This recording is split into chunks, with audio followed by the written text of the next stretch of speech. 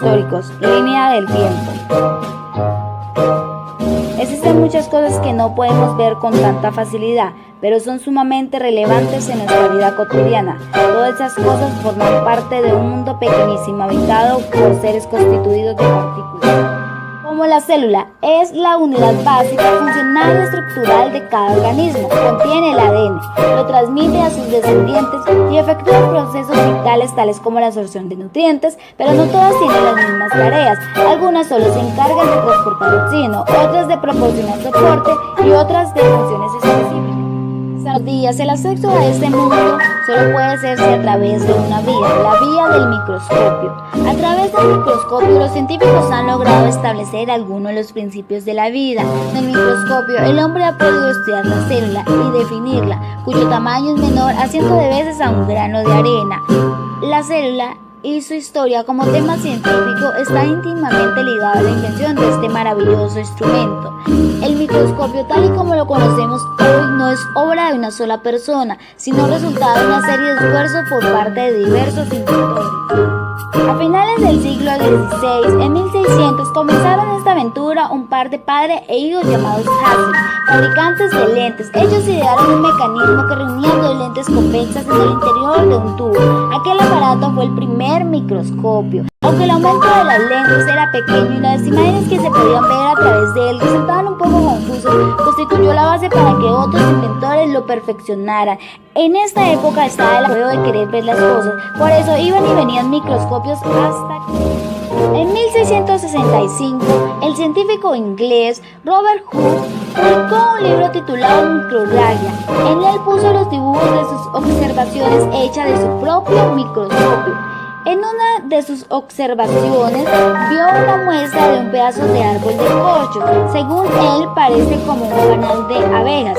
Sin embargo, se dice que en lo primero que pensó Hooke al ver esta observación fue en las celdas en las que vivían los monjes en ese entonces, pequeños cuartos separados unos de otros. Por tanto, en la descripción del corcho les llamó células, que significa pequeña habitación. Esta fue la primera vez que en la biología se escuchó el término célula. Años más tarde, en 1670, un comerciante de telas llamado Anthony Van Leeuwenhoek, a quien le obsesionaba perfeccionar sus productos y las cosas pequeñas, comenzó a experimentar hasta desarrollar su propio sistema de fijación. Creó su propio microscopio, pero no era común. Los microscopios de Leeuwenhoek tenían hasta 250 veces de aumento, el cual le permitió describir pequeños animales, como por ejemplo una gota de un lago y bacterias que se encontraban en los dientes. Cuando él escribió acerca de su descubrimiento, no las llamó bacterias tal como la conocemos hoy en día, él las llamó animéculos, porque para él eran como pequeños animales. También fue la primera persona que reconoció los espermatozoides. Propuso que los espermatozoides entraban en el óvulo, aunque nunca pudo observar el proceso como hoy lo conocemos, fecundación. Planteamiento celular. Teoría celular antigua.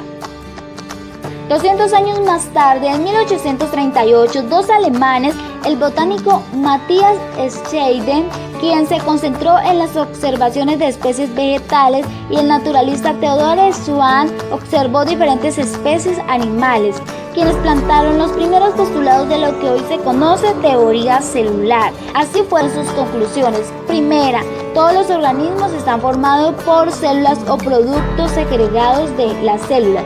Segunda, las células son la unidad básica de la vida, funcional y estructural de todos los organismos. Teoría celular moderna.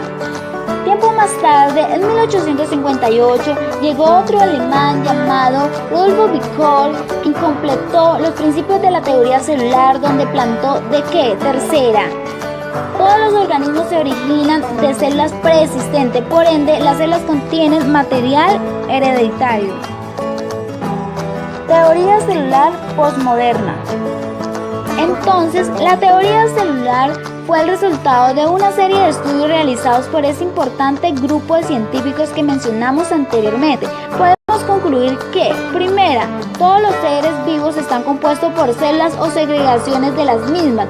Los organismos pueden ser de unas células llamados unicelulares o varias células llamados pluricelulares. Es decir, que la célula es la unidad estructural de la materia viva y una célula puede ser suficiente para construir un organismo. Segunda, todas las funciones vitales giran en torno a la célula o su contenido inmediato. La célula es la unidad funcional de la vida. Cada célula es un sistema abierto que intercambia materia y energía con su medio. Tercera, todos los seres vivos se originan a través de las células. Las células no surgen de manera espontánea, sino que proceden de las anteriores.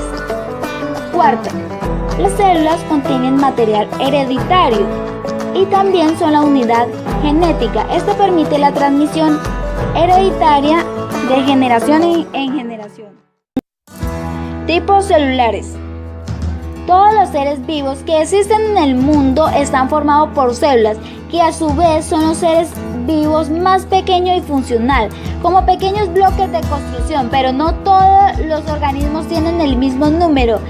Entre estas tenemos las células procariotas y las eucariotas. Las procariotas se conocen como aquellas células que no poseen en su composición un núcleo celular diferenciado y su ADN se halla esparcido por el citoplasma, que es aquella parte de las células que albergan a los orgánulos celulares y facilita el movimiento de los mismos. A los organismos que se encuentran conformados por células procariotas mayormente se le conocen como organismos unicelulares. Dichos organismos pertenecen al reino Monera, están presentes en los seres más sencillos, como las bacterias y las arqueas.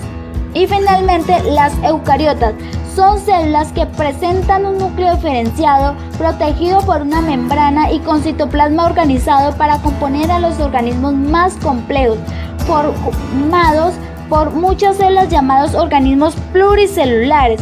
Estos organismos pertenecen al reino animal, vegetal, fungi, protista, como las plantas, los animales, los hongos, pero también los protozoarios.